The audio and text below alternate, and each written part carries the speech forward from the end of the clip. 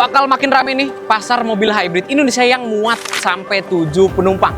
Ini dia DFSK E5 Plus yang akan masuk ke Indonesia. Gimana detailnya? Ikutin terus videonya langsung dari Hong Kong.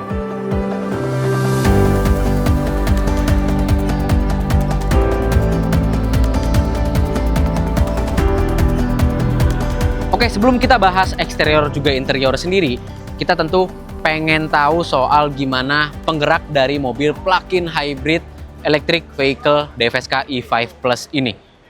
Klaimnya, DFSK E5 Plus punya jarak tempuh sampai 1.200 km. Ini kap mesinnya berat banget, bagian depan. Dengan sekali pengecasan itu cuma pakai EV mode aja bisa sampai 135 km. Jadi pulang balik kantor sebenarnya kalian nggak perlu isi bensin, cukup pakai tenaga listrik aja. Sementara kalau misalkan kalian mau ngecas ya, baterai sebesar 25 kWh-nya itu membutuhkan waktu 28 menit dengan kecepatan 31 kW ya, dari 20 sampai 80%. Sementara kalau misalkan pakai AC charging ya, atau yang slow charging, itu kecepatannya cuma 6,6 kW, itu bisa menempuh waktu 4 jam untuk baterainya bisa full. Gimana soal tenaganya? Jadi DFSK E5 Plus ini memiliki mesin 1500 cc, NA, nggak pakai turbo sama sekali, dengan keluaran tenaga 91 horsepower dan torsi 130 Nm. Sementara motor listriknya bisa mengeluarkan tenaga sebesar 214 horsepower dengan torsi sampai 280 Nm. Gede banget, tenaganya bisa sama pair to pair dengan mesin berkubikasi 2700 cc. Untuk performanya sendiri, 0 ke 100 km per jam bisa ditempuh dalam waktu 8 detikan, dan top speednya sampai 180 km per jam. Ini kalau ada yang nanyain, penggeraknya roda depan, roda belakang, atau all wheel drive bang? Ini penggeraknya masih front wheel drive atau penggerak roda depan. Dan nggak cuma penggerak PHEV aja, DFSK E5 Plus juga tersedia dalam penggerak Extended Range Electric Vehicle atau EREV atau REEV, Range Extender Electric Vehicle. Yang artinya tenaganya cuma disupport dari motor listrik yang mengeluarkan tenaga sebesar 214 horsepower dengan torsi 280 Nm. Mesinnya tidak menggerakkan roda sama sekali.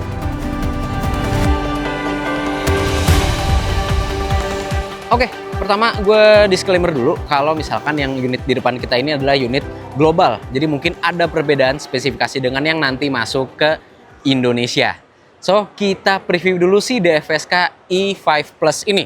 Ingat, plusnya cuma satu, bukan dua kali, bukan plus-plus ya. Jadi DFSK E5 Plus. Nah, untuk bagian eksteriornya, bisa kita lihat ciri khas dari DFSK Glory ya. Desain-desainnya, nafas desain itu masih kelihatan di bagian lampu depan maupun belakang yang udah LED. DRL-nya memanjang dari ujung kiri ke kanan, baik dari depan maupun di lampu belakangnya ya. Lampu depannya udah proyektor dengan tampang atau fasia depan yang lebih minimalis. Jadi nggak ada grill motif yang berlebihan kayak di Groli sebelumnya.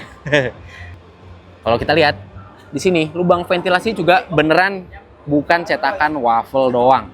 Tuh ya. Oke, tampang jadi lebih minimalis, jadi lebih keren.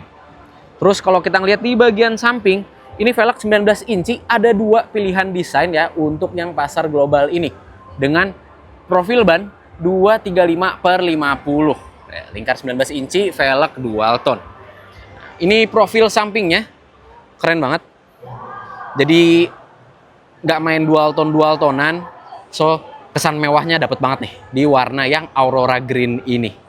Dan handle pintunya ya, nggak model flash, jadi udah ngikutin standar safety China-nya sendiri. Kamera udah 540 derajat di bagian spion samping sini. Jadi bener-bener bisa invisible rangkanya kalau misalkan pakai kamera 360 ya. Depan belakang remnya udah disc brake. Nah, bahas ke bagian belakangnya ya. Ini desainnya sebenarnya bisa ala-ala floating roof ya. Jadi ini ditemin tapi sama DFSK-nya jadi satu warna biar kesan mewahnya makin berasa. One color aja, one tone, nggak dual tone. Untuk roof rail sendiri coba kita tes. Oh, ini beneran ya. Ini bukan cuma hiasan, jadi bisa buat mounting roof rack. Nah, sekarang kita lihat bagian belakangnya. Emang ini ciri khas desain lampu DFSK yang ada di Glory 580 ataupun Glory iAuto. Bentuknya masih sama persis, tapi kalau ngelihat daytime running light saya kayak merek-merek Eropa. Oke. Terus nggak ada logonya di sini, jadi ini alfabetikal logonya yang di bagian belakang bagasi.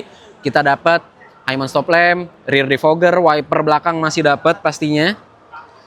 Dan kalau misalkan ya, ini kita buka bagasinya, lampu seinnya bakal berpindah ke bagian bawah. Tuh. Kayak mobil-mobil China yang lain ya. Ini kita tutup lagi. Nah. Oke, permasalahannya adalah ini udah keren nih font-fontnya. Dua sini. Tapi yang ini fontnya kenapa kelihatan kayak dibuat dari Microsoft Word ya? Sekalian aja kita cek bagasinya dari belakang sini.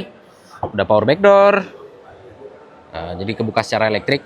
Dan kalau misalkan kalian cuma bawa 5 penumpang ya, bagasinya bisa seluas 845 liter. Jadi bisa luas banget. Tapi kalau misalkan kalian mau bawa 7 penumpang, bagasinya masih sisa 221 liter. Jadi masih muat koper medium size kalau bawa 7 penumpang. Enak buat camping keluarga atau jalan-jalan mudik. Untuk bagasi masih dikasih penerangan ya, walaupun kuning, tapi oke, nggak apa-apa. Untungnya masih ada. Sekarang kita masuk ke bagian interiornya.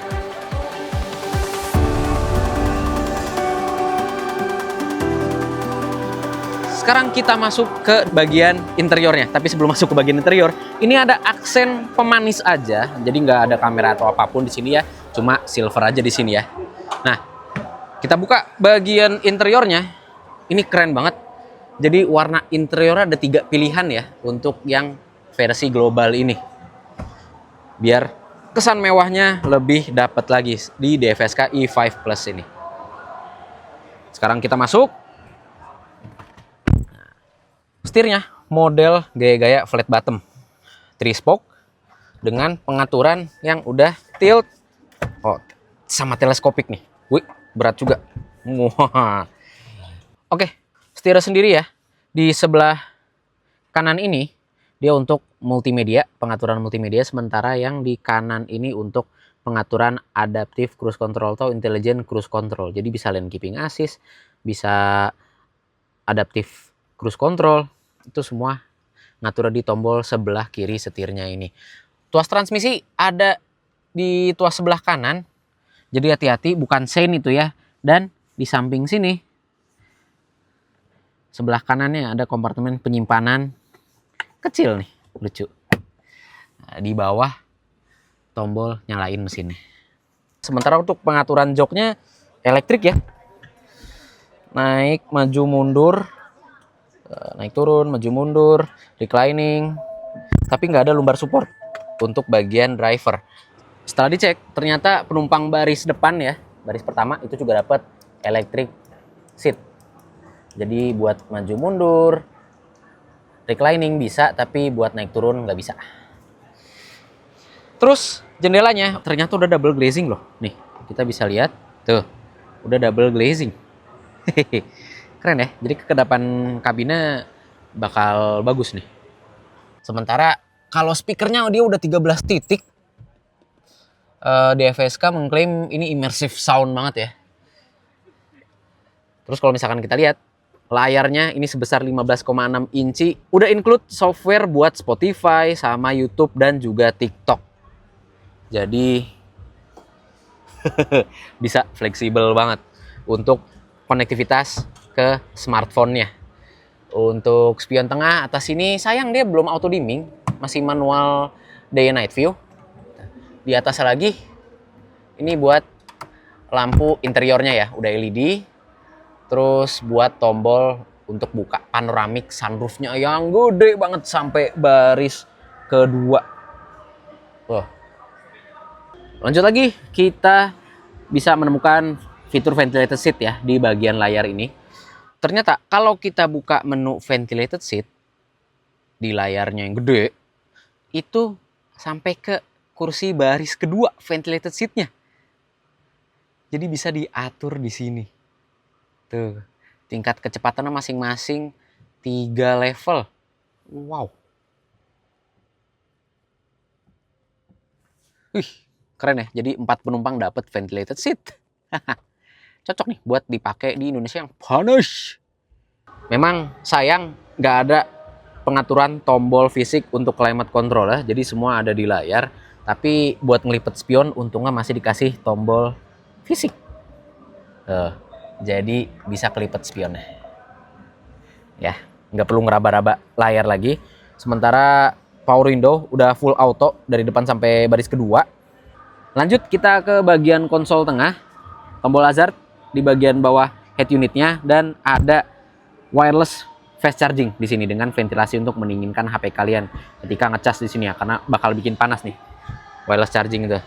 Tersedia 2 buah cup holder dan ada kompartemen penyimpanan di konsol tengahnya ini lengkap dengan ventilasi untuk mendinginkan minuman kalian. Nah, lanjut lagi. Glove box udah soft opening tentunya. Walaupun sayang belum dikasih bahan suede ya. Ini kalau misalkan penasaran sama kuncinya, ternyata ada di sini. Tuh, ini kunci dari DFSK E5 Plus. Lucu ya, nggak ada logo DFSK-nya ya. Oke. Nah, itu bagian door trimnya ya, kelihatan kalau ada ambient lighting nih di bagian pintunya. Nah, ini tuh bisa kalian lihat ya. Ada ambient lighting. Jadi kesan mewahnya makin terasa. Untuk start stop engine ada di samping kanan dari bagian setir. Taman lagi, untuk bagian atas ini kita tetap dapat vanity mirror dengan lampu putih nih ya. Lalu ada speaker di atas sini. Karena DFSK E5 Plus ini punya fitur voice command dalam bahasa Inggris juga bahasa Indonesia untuk pasar Indonesia nanti. Keren, keren. Oke, sekarang kita mau lanjut lagi ke bagian baris kedua. Nih kita bahas si door trim dulu. Jadi di bagian door trim ini ambient lighting masih ada ya. Tuh. Untuk baris kedua, jendela juga masih full auto, naik turun, walaupun bukan double glazing dia. Oke, sekarang kita coba masuk ke bagian interiornya.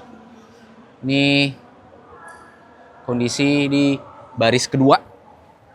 Dan dapat apa aja sih kita di baris kedua interiornya DFSK E5 Plus ini? Pertama, kita dapat lampu baca. Udah LED putih juga di bagian kiri kanan ya. Situ, terus ventilasi AC untuk tengah sini. Ini nggak sama pengaturan suhu dan pengaturan kecepatan angin ya. Sama di bawahnya itu, dia udah dapet colokan tapi masih USB Type A. Dan di bawah colokan USB ini ada kompartemen penyimpanan. Untuk naruh HP mungkin. Enaknya ya, karena dia pakai sasis baterai yang cell to pack, jadi lumayan untuk akomodasi kaki di bagian interior baris kedua DFSK E5 Plus ini, karena platform lantainya nggak terlalu naik untuk ruangan baterainya, jadi nggak terlalu makan kelegaan kabin interior buat baris kedua ini.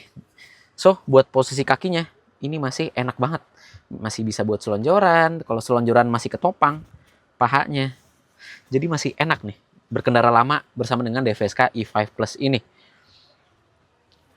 Soal headroom, tentu lega ya buat gue yang tingginya 164 cm. Tuh, masih lega ke atas walaupun udah ada panoramic sunroof di atas sini. Dan senderannya ini masih bisa kita atur. Jadi ini udah rebahan bisa, mau ditegakin juga bisa. Kita juga dapat armrest lengkap dengan 2 buah cup holder di sini. Jadi berkendara nyaman dengan DFSK E5 Plus sambil bawa keluarga. Oke banget, oke banget. Speaker juga 13 titik masih ada sampai ke baris ketiga tuh. Wow. Oke sih, jadi berasa mewah banget ini si DFSK E5 Plus ini. Ya, sementara hal-hal basic juga masih dapat ya, kayak seat pocket di belakang kursi baris pertama. Oke sih, enak. Airbag juga sampai ke pilar B loh, ini airbagnya. Oke, sekarang kita mau coba akses ke baris ketiganya ya, yang udah ada tuas one touch tumble ini ya. Sorry, I don't understand what you're saying. Jadi tinggal sekali tarik, kursinya bisa nge-reclining sama maju ke depan. Oke, jadi ini dia space untuk baris ketiga dari DFSK E5 Plus ini. Kita mau lihat, kita dapat cup holder di kiri dan kanan, tapi nggak ada colokan USB ya. Jadi cuma dapat speaker aja nih, masih kebagian speaker 13 titiknya. Oke, at least ya dapat armrest lah. Sama seat belt 3 titik buat 2 penumpang belakang. Nah, sekarang kita coba duduk di baris ketiganya ini. Masih oke, headroom buat gue yang tinggi 164 cm masih ada ruang walaupun gak lega-lega banget. Jadi yang tingginya 170 cm ke atas bakal mentok nih kepala. Dan untuk bagian kaki ya, kita lihat dengkul udah nempel, kaki udah gak kesupport, pahanya sama sekali. Dan gak ada ruangan untuk main kaki. Jadi bener-bener sempit. Nyala terus itu voice comment, Herman. We need a bit of time. Iya. Have another try later. Iya. Close. Okay. Oke. Sisi positifnya, karena baris ketiga ini memang ruang kakinya nggak terlalu lapang, untuk kursi baris keduanya masih bisa dimajuin tuh. Jadi bisa dapat ruang kaki yang lebih lega. Ya, kong kali kong aja sama baris keduanya. Penumpang baris ketiga dari DFSK E5 Plus. Untuk berkendara jauh ya dengan DFSK E5 Plus ini disaranin yang belakang ya anak-anak aja, jangan orang dewasa karena lumayan bikin pegel. Ya untuk headrest sih untungnya masih dapat ya. Jadi kepala masih bisa kesupport dengan baik di bagian baris ketiga ini. Kita balikin lagi. So itu dia preview dari interior si DFSK E5 Plus ini.